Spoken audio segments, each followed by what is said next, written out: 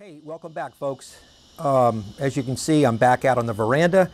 Now, today, you may hear Riley, my stepdaughter's yellow Labrador, barking at something. So, we're going to try this. Okay, so this is 4B advanced lecture.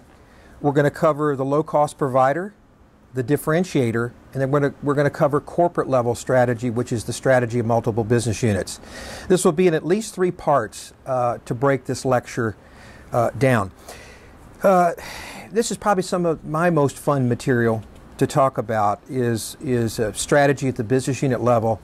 And then what Chapter 7 in the textbook did not cover is really the current modern theory of corporate level strategy, which is, remember, strategy of multiple business units, is what we want to cover today.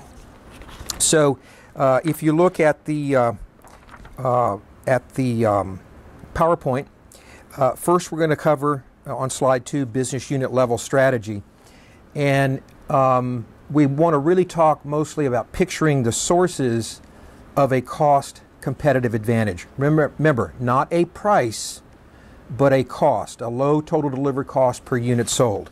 So if you go to the next slide, it's not numbered, it'll be slide 4. This is just a reminder from week 1B. This is a picture of the advantaged low-cost producer or provider. Remember, we refer to producer if you're in a manufacturing setting, provider if you're in an insurance, law firm, brokerage type setting. And as you remember, to the left is a picture of the industry average. So you remember those 10 competitors, hypothetical I was talking about in the 5 forces. We can measure all of this. And in my 25 years in consulting, we would measure all of these things. So notice is the average industry price level, the average industry total delivered cost per unit sold, and the advantage low cost provider can price at the industry average. Remember, that is crucial to understand the low-cost provider. They don't provide the rock-bottom low prices like Walmart. They can price it at the industry average, but look how low their total delivered cost per unit sold is. In fact, to be the advantaged low-cost provider, we need to have the lowest cost position.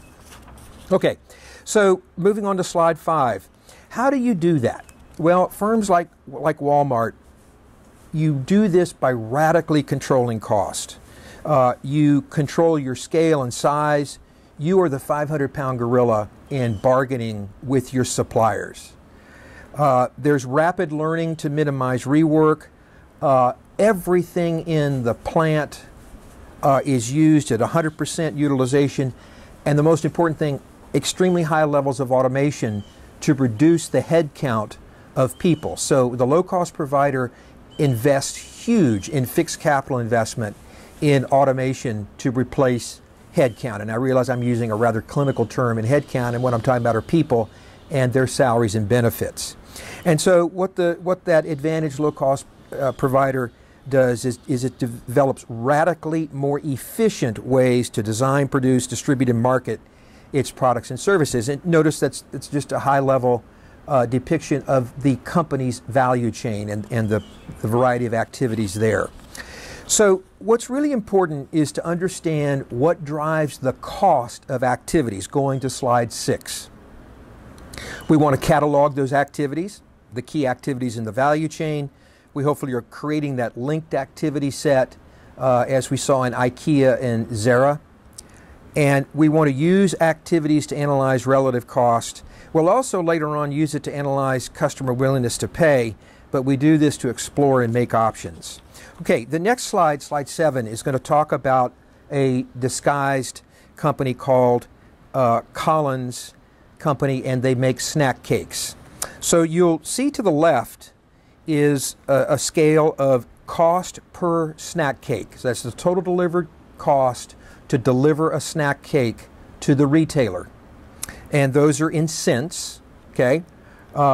If we were doing cars, we'd price it in dollars. And what you'll see there in the middle is called a cost stack, okay? And these are really fun to do in practice, not only for your own firm, but to try to make a stab at understanding competitors' costs. Remember, that's the only way we can plot competitors on that one axis of the PPF, which is total delivered cost per unit sold. So you'll notice that Collins had 1 cent per snack cake in profit. They had 12 cents per snack cake in marketing promotions and marketing advertising. And outbound logistics cost 26 cents per snack cake.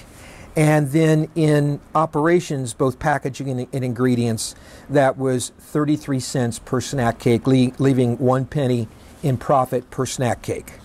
So what strategically, what accounts for those costs? And they end up being what we call cost drivers. Now, what you'll see in strategy is everything is comparative. So in this hypothetical example, we want to compare it to Betsy Company that also makes snack cakes. And you'll notice the same axis on the left, cost per snack cake. And you'll notice some differences. First of all, Betsy has 6 cents of profit in every snack cake to Collins 1. And you'll notice they do no marketing. They spend nothing on marketing. What does that mean? It means they have fundamental relationships with the channels. The channels already know Betsy, and they don't have to consume any cost in marketing. So the outbound logistics was 13 cents per snack cake to Collins 26, and Betsy's total operations cost, covering packaging and ingredients, was 21 cents per snack cake. So that is 34 cents to Collins 71 cents, producing pretty much, when they get on the shelf, the same product. Well, what accounts for those? If you go to slide 10, the difference are cost drivers, and those are factors that make the cost of an activity, the activities in the value chain, rise or fall. And let's kind of go through these in detail. For instance, the cost of outbound logistics per snack cake fell rapidly as the firm increased its local market share. You remember our discussion of the relative focus for market share, local, regional, national, or global, in last week's lectures. Delivery costs depended on the number of stops a truck driver had to make, and the larger the local market share, the greater the number of snack cakes a driver could deliver per stop. City deliveries were more expensive than suburban, or certainly rural, deliveries because of city slow traffic. Product variety. If we are making too many kinds of snack cakes, you know, we might have a package of 4, we might have a package of 10, we might have different kinds of coverings for the snack cakes. In other words, our product variety is larger, and it's difficult to stock those shelves and remove out-of-date merchandise if our product variety is too high. And products with more preservatives simply could be delivered less frequently. So when Collins analyzed Betsy, this is what they found. It used inexpensive raw material, it purchased in bulk, it packed its product with preservatives, it kept a very simple product line, did not run any promotions. We saw that, in fact, they spend nothing on marketing, and they managed the maintenance on its truck fleet expertly, so the trucks were always up and running. There was no downtime on the trucks. Now, you might say, gosh, I wouldn't want that kind of snack cake for my children. Well, the point is, enough customers do. You remember, revenue is price times quantity sold. So enough of those customers wanted the Betsy snack cake over the Collins, one, but its cost drivers were what made the difference between total delivered cost per unit sold for Betsy and for Collins. So slide 12 discusses some tactics that support a cost leadership strategy. Now, I've had to change the course a little bit since not all of you will have had Accounting 701 and Finance 701 or Econ 705 before taking this course.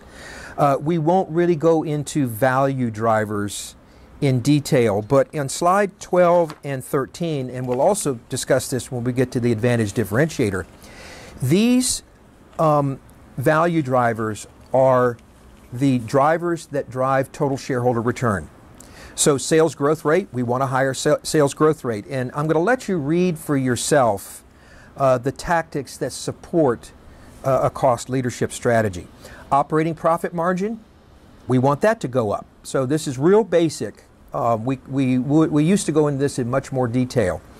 Working capital investment, you remember that's part of the capital that we're investing in a business. So for instance, look at the second bullet point there. Manage accounts receivable to reduce average numbers of days outstanding. Okay, we want to try to move cash quickly. Fixed capital investment, promote policy on slide 13. Promote policies to increase utilization of fixed assets. Utilization is the percentage of the day they could be used. 100% is 100%, and we want that utilization to be at 100% being utilized all the time. We don't want it to be used 60% of the time for the low-cost provider. Now, the differentiator, we might be able to get away with that a little bit, as we'll see. The cost of capital, we want to target an optimal capital structure. And competitive advantage period is the length of time into the future favorable relationships in those first 5 value drivers can be predicted. Okay, and so we would like to be strategically positioned on the PPF, have a great business model, have a linked activity set that gives a competitive advantage period of 5 to 10 years versus only 3 to 4 months. So there's trade-offs, though, as we'll see in everything in strategy. Do the labor savings justify the productivity-motivated capital expenditures? That's why we're automating, is to try to reduce the labor costs, which are primarily salaries and benefits. Are the tight controls and inventory levels offset by reduced customer service and consequent loss of revenue? Can less restrictive accounts policy lead to increased market penetration? You remember we talked about those market penetration strategies last time, and greater scale economies. In other words, what if we were to allow people to pay us in 45 days and not 15 days? What would that trade-off be? And we can model that financially. And if increased growth is principally due to lower selling prices, you remember the advantaged low-cost provider or producer in the P times Q is working huge quantities in Q while it offers lower prices. So if the growth is going to be from lower selling prices, will the cost savings elsewhere that improve operating profit margin sufficiently justify the growth strategy?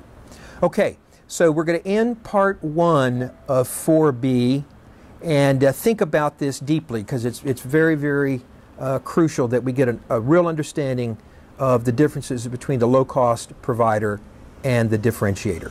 Thank you very much. Okay, welcome back. So we're still in the same PowerPoint deck or PowerPoint file. And on slide 15, we want to talk about picturing the sources of a differentiation advantage. If you go to the next slide, again, a reminder from week 1B, notice again the industry average price for the differentiator. Again, pick any of your, differentiators tend to be more luxury-oriented products and services. Your Mercedes, your Rolex watches, your Godiva and See's chocolates, Waterman pens, etc. So of those groups that are competing as differentiators, we have an industry average price, industry average total delivered cost per unit sold. Notice the advantage differentiator then relative to all of those is able to command a price premium. We know that it costs more to be a differentiator, so you see where the total delivered cost per unit sold for the differentiator is. What we hope is that the price difference is greater than the cost difference to generate the profitability for the advantage differentiator. So slide 17, how do we do this? How do we get the differentiation advantage? is obtained by being able to command premium prices over long periods of time, not just flash in the pan, you have something hot, over long periods of time. And it's by being radically unique and doing value chain activities uniquely. So remember the company's value chain. Not only do we want to be unique in the product and service features and benefits, but we also want to be doing those value chain activities uniquely. We want to master innovation. Again, everywhere in today's world is the requirement for rapid learning and the minimization of rework. And we want to be focused on sustaining the continual uniqueness. This is not easy to do. So again, remember before it was by developing efficient ways to design, produce, distribute, and market for the low-cost provider. For the differentiator, we want to be looking at different ways. And we'll want to be analyzing in the integrative case, Legos this time, what are they? Are they a low-cost provider? Are they a differentiator? Are they even on the PPF? So all of this generates products and services that customers are more than willing to pay a price premium for. So slide 18 is from, I think we've maybe taken a look at some of his work. Adrian Slywatsky, yes we did, in the slide on the strategic control point in an industry. So if you look at the top row on slide 18, this is an alternative view of the traditional value chain, from assets and core competencies to inputs to product service offering to channels to the customer. For the differentiator, an alternative view is usually demanded and can provide some very nice insights. So in other words, we're flipping it. We start with customer priorities, then we say, okay, which channels do we need to sell those differentiated products and services to? What is the offering? What kind of inputs and raw materials do we need to produce fine craftsmanship and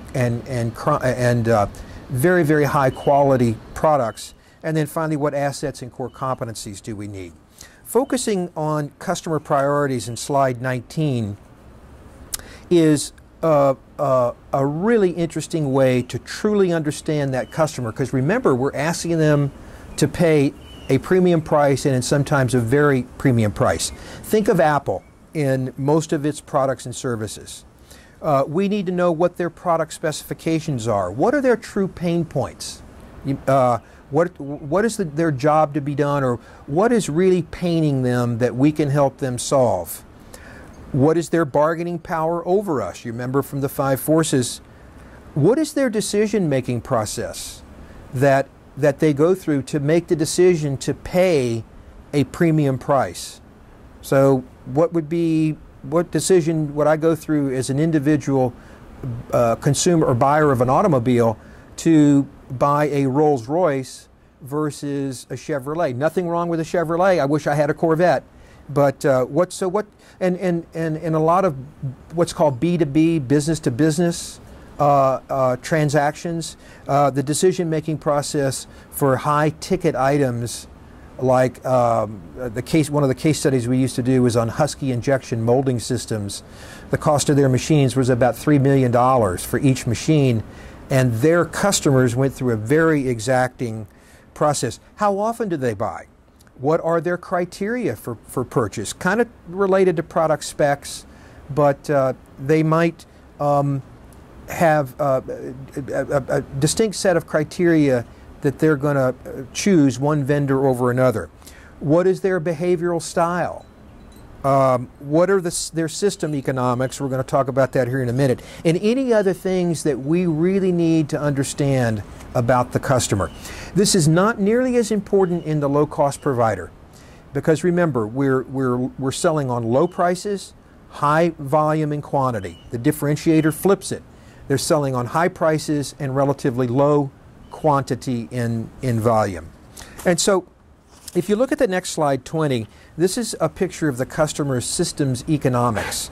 And Adrian Slywatsky says in his book called The Profit Zone, most of the time the product is a very small part of a customer's overall economic equation. So for instance, when Husky would sell its injection molding machinery to its customers, where those machines would mold soft drink bottles, they would mold plastic cups. Those machines had to run 24 hours a day, 365 days a year.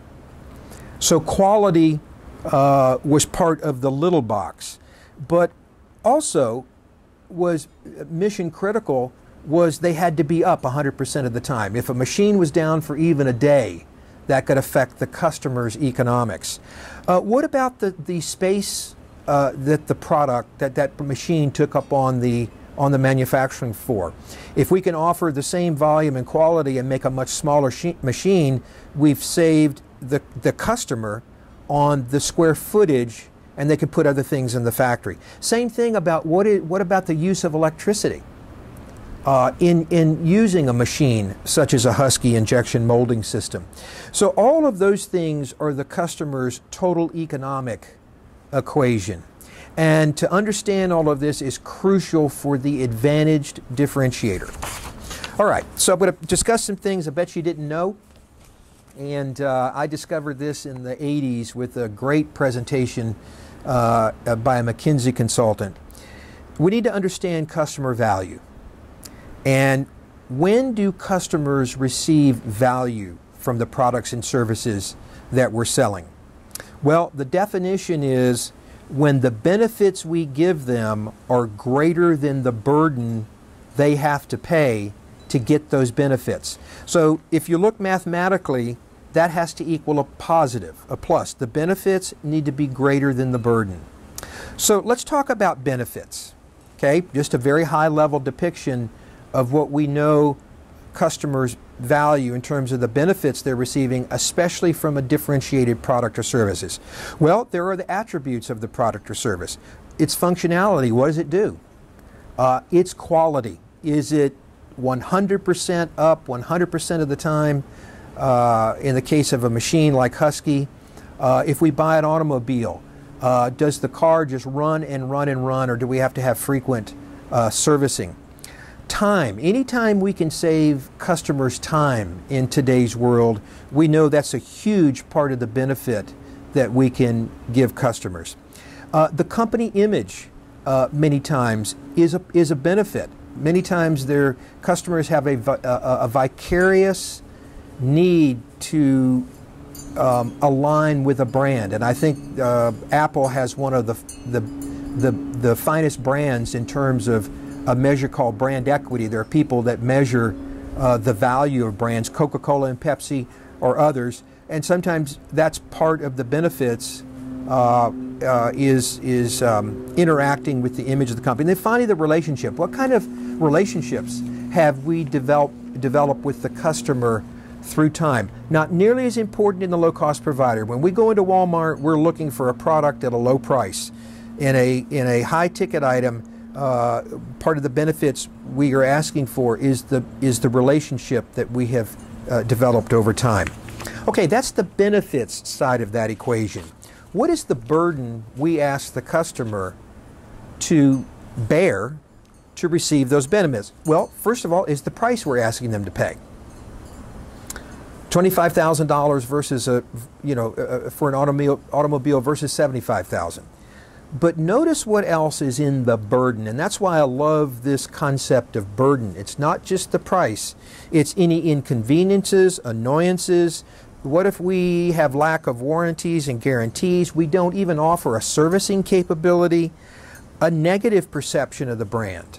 When the Exxon Valdez crashed a number of years ago and leaked all that oil in Alaska, there was a huge negative perception of the brand. Same thing for Enron down in Houston when it was discovered that it had practiced illegal practices for many, many years. And then finally, a lack of any common denominator capability that all competitors must have just to be in the ballgame. And my note is this evolves over time. So you remember before where the PPF can move out through innovation?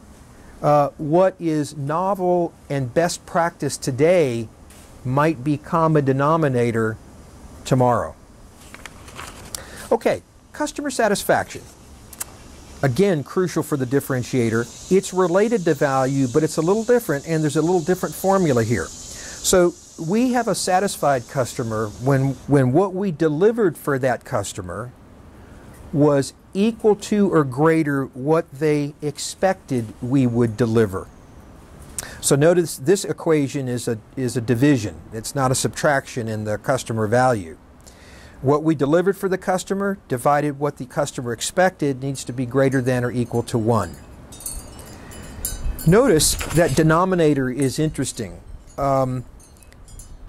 If we inflate the expectations of a customer incorrectly, the sales force promises a delivery in 3 days, or the sales force promises that we can add some features for them, just for them in a one production run, and we don't do it. Look at this formula. We have created a dissatisfied customer. In fact, if you let the denominator, what the customer expected you deliver, get inflated, you almost, and you don't deliver, you have a dissatisfied customer. So we need to, especially for the advantage differentiator, we need to provide superior customer value and superior customer satisfaction. Okay, I'm going to end this part of the lecture here because I need to do some whiteboard work, and I'll do that at the office later on this evening or tomorrow. Thank you very much. Okay, so folks, on slide 24 of the part 2 of 4B's lecture is a slide titled Combining Economic and Customer Value. This is a very important slide, and it's something that I suggest, like we did for the PPF, that you draw it out just to see how it works. Okay, so you'll notice I'm going to draw it on the board here, and you'll notice that to the left is a thing called supplier opportunity cost.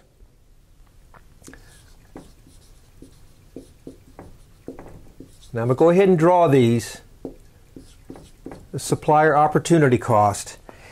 And we also sometimes call that supplier willingness to supply. Okay? So I'm going to put these two axes here. This axis is customer willingness to pay. You remember, same axis as on the PPF. So you'll notice at the bottom, this is a hypothetical company of a company that makes cranes, you know, the big things that pick things up on construction sites.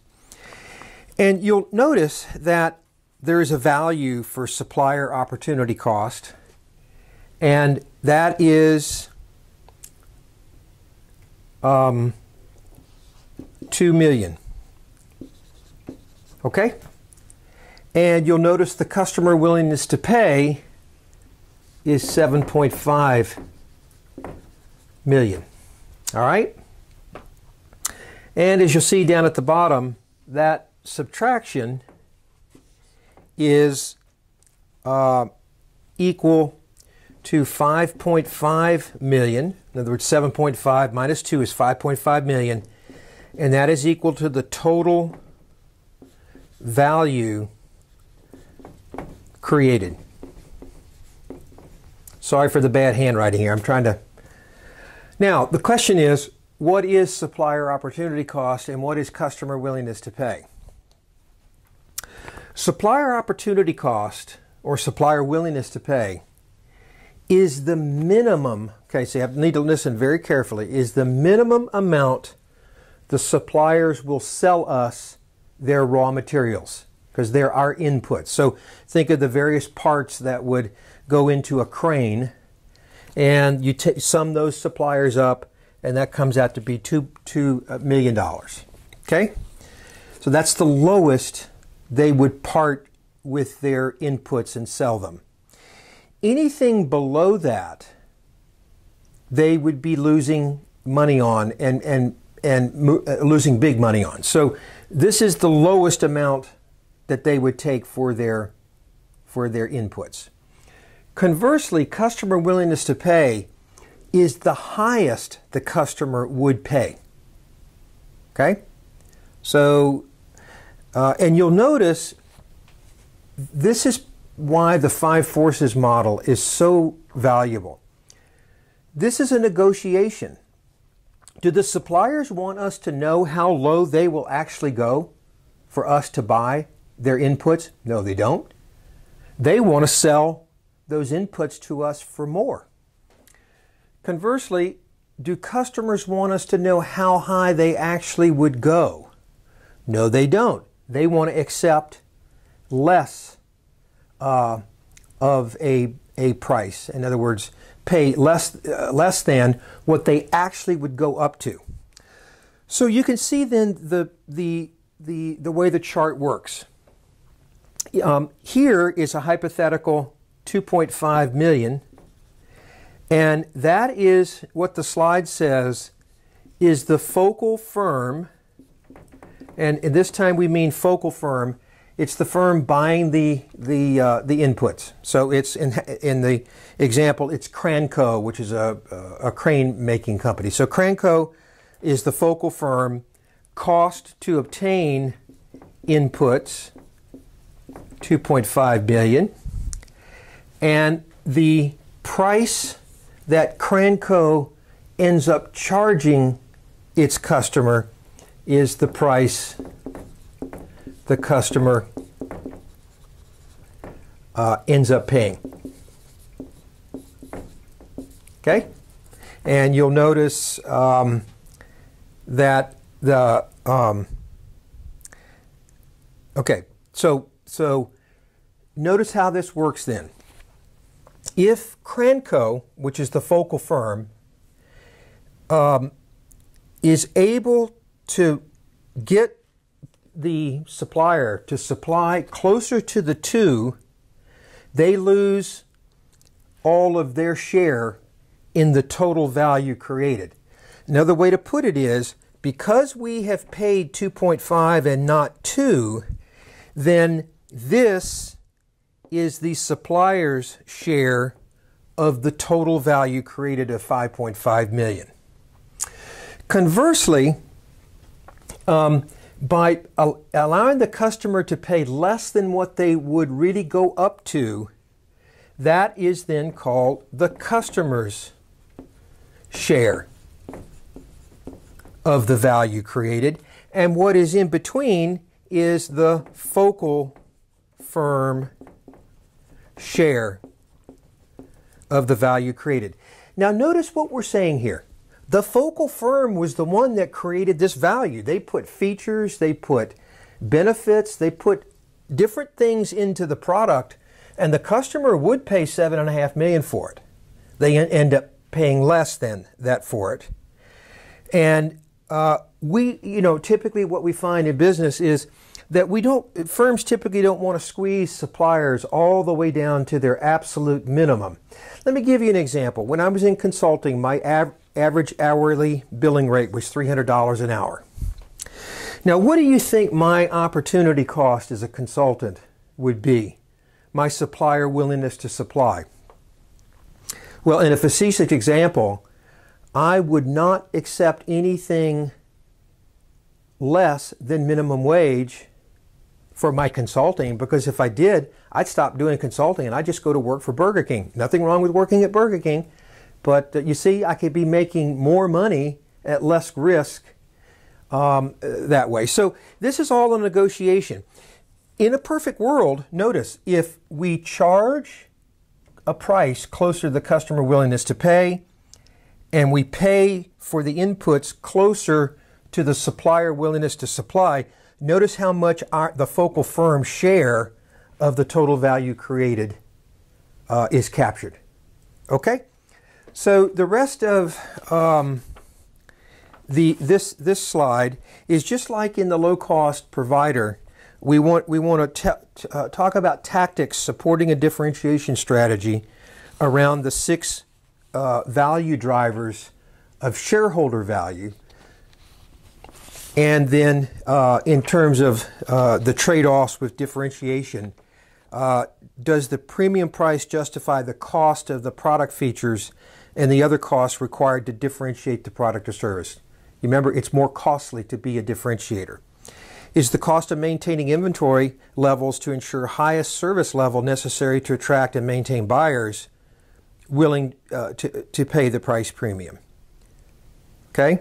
So is the cost of maintaining the inventory to serve them, does that align with the price that the customer wants to or is willing to pay? Is the cost of granting liberal credit terms necessary to attract and maintain buyers willing to pay the premium price? And finally, what would be the impact on sales growth and operating profit margin of selling price reduction aimed at capturing larger market share? Remember, the differentiator makes its money on the P and not the Q. And so the issue of trying to drive market share with price decreases is very risky for the differentiator. Okay, thank you very much. And we will next turn to the theory behind corporate level strategy. Okay, welcome back, folks. This will be lecture 4B, part 3. And it's going to be on corporate level strategy. We did have a good discussion of that in the basic lecture for 4A, and now we want to pick up with a little bit more advanced knowledge about corporate level strategy. And to start, by the way, it should be on starting on slide 28 of the PowerPoint file for this week, 4B. Remember, corporate level strategy is the strategy of multiple business units. Firms like General Electric and others have amassed vast corporate portfolios of multiple business units, anything from broadcasting to GE locomotives for railroads, broadcasting, CAT scanning, imaging in medical. So why do we want to think about a corporate strategy in the first place? And that's what this lecture is going to be about. Our authors did a pretty good job in the textbook, in the basic chapter, in giving you the terminology of diversification and that kind of a thing, but they really left out where we are in terms of the current modern theory of why we would want to put multiple business units inside of a corporate shell in the first place. So before we move on, just a short history. 40 years ago, well, pretty much after World War II, were the pure conglomerate era of corporate level strategy.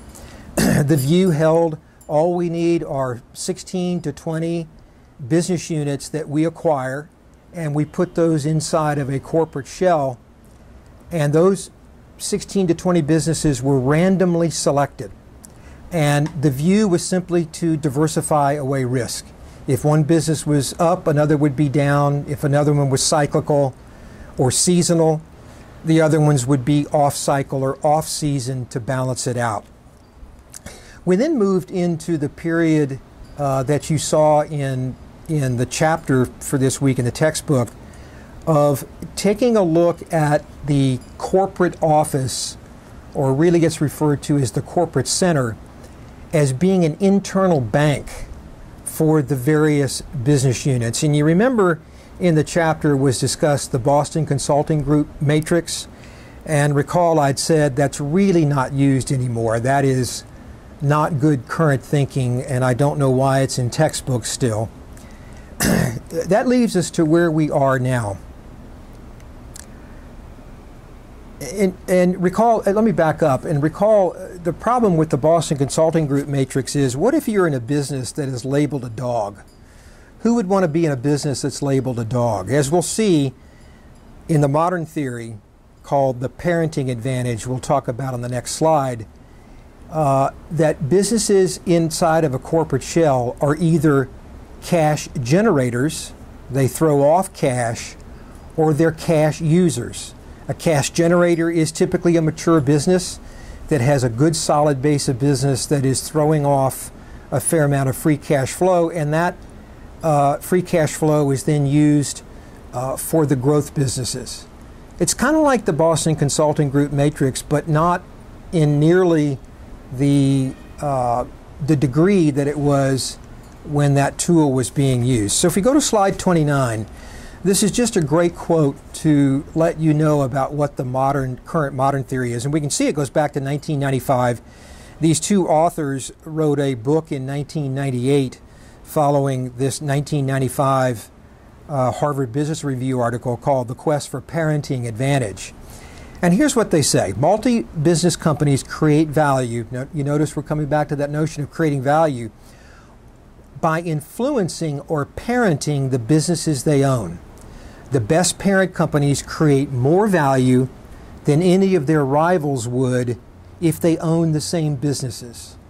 Those companies have what we call a parenting advantage. So notice we're comparing a company against its rivals in its current industry. If they can provide more value than any of their other rivals would by owning the same set of businesses, they have what is called a parenting advantage. So if you go to the next slide, slide 30, let's take a look from Newell Rubbermaid. Newell look them up on Google, Newell Rubbermaid.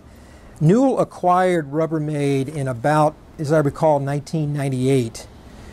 And Newell grew over a 25-year period through making some 100 acquisitions.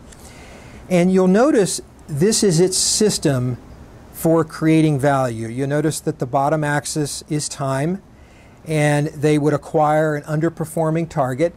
It would have good products or services, but it was underperforming somehow. And then notice we go 1 year, 2 years, and 3 years out. And then the vertical axis is market value created low versus high. Think of market value created as total shareholder return, or a simpler measure is market capitalization, which is simply the price of the share times the current shares outstanding. Don't worry about it if you haven't taken Finance 701 or Accounting 701 yet. So you'll notice at the bottom of the slide is what was called Newellization. Those are specific parenting advantage activities. So notice they would acquire the underperforming target, immediately put in operational streamlining, they would install financial controls, they will install information systems, and then through time, up through about 3 years, they would continue all of this to basically reduce costs. Primarily reducing cost is what is working there. Under the corporate advantage, those are general parenting activities that provide that advantage. So leveraging corporate experience, the average tenure at Newell in their acquisition days was about 25 years for each of the executives. So they could leverage a lot of corporate level experience and help the business units. They could also help maintain relationship with customers, and there we're trying to work on the customer willingness to pay equation. They could transfer best practice to the variety of business units. In the case of Newell, they were real big on merchandising and not marketing, so they could help the business units develop first-class merchandising programs.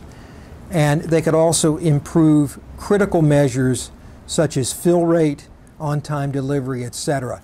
Fill rate, if you do not know, is, let's say if we order 12 crates of pens, that's one of the products Newell sold, that we got 12 crates of pens, not 11, not 10. So the 12 would be 100% fill rate, and companies track those metrics to try to get to 100% fill rate and 100% on-time delivery.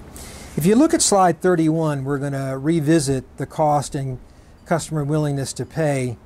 Recall then if we take a look at the suppliers that supply Newell, we take a look at their opportunity cost, or remember the other phrase is customer willingness to supply. We take a look at where they are in terms of what they will sell their products or their inputs to Newell for We then, moving from left to right, have Walmart's willingness to pay for a Newell product. We have Walmart's price to the end consumer or end customer. And then finally, we have the end customer's willingness to pay for Newell product at Walmart. So the Newell product sold at Walmart. So get a picture then of the total value created in the Newell-Walmart relationship. I'm going to show you here visually what it means to have a parenting advantage. So let's take a look at competitor X or supplier X. You'll notice their opportunity cost or their willingness to supply is higher than for Newell to Walmart. This is because supplier X is not nearly as efficient as Newell. Again, efficiency is part of the parenting advantage. Notice that Walmart's willingness to pay for competitor X's product is lower, and that is because of the lower quality that supplier X is providing Walmart. Notice, though, something curious. Walmart's price to the end customer is lower for competitor X than it is for Newell. In the short term, that's good for the customer, right? But not in the long term when we see that the product being sold is lesser quality. I can't tell you how many times, and I'm not trashing Walmart, that I have run in, let's say at winter time, and bought a hoodie for $4 at Walmart to only have it go through 3 or 4 washings, and it's a completely different size. Some of the pockets begin to be torn, etc. So that price decline or price differential for competitor X's products looks good in the short term, but not after we factor in quality. And that is thus reflected in the end customer's willingness to pay for competitor X's product gets reflected through time. And notice that is much less than for Newell's product. So if you go to the last slide, this is the key to this lecture. Notice that the total value created in the competitor X Walmart relationship is much less than the value created in the Newell Walmart relationship. Now, we add this over all the products that Newell sells through Walmart. And if this relationship of more value exists relative to any other competitor, we say that Newell has indeed a parenting advantage on the variety of business units selling a variety of products to Walmart. Okay, that's the end of this lecture. I know it's a little complex, but again, like when we first drew that chart a lecture or two ago, please think through this very critically because it will come into the Lego skill builder.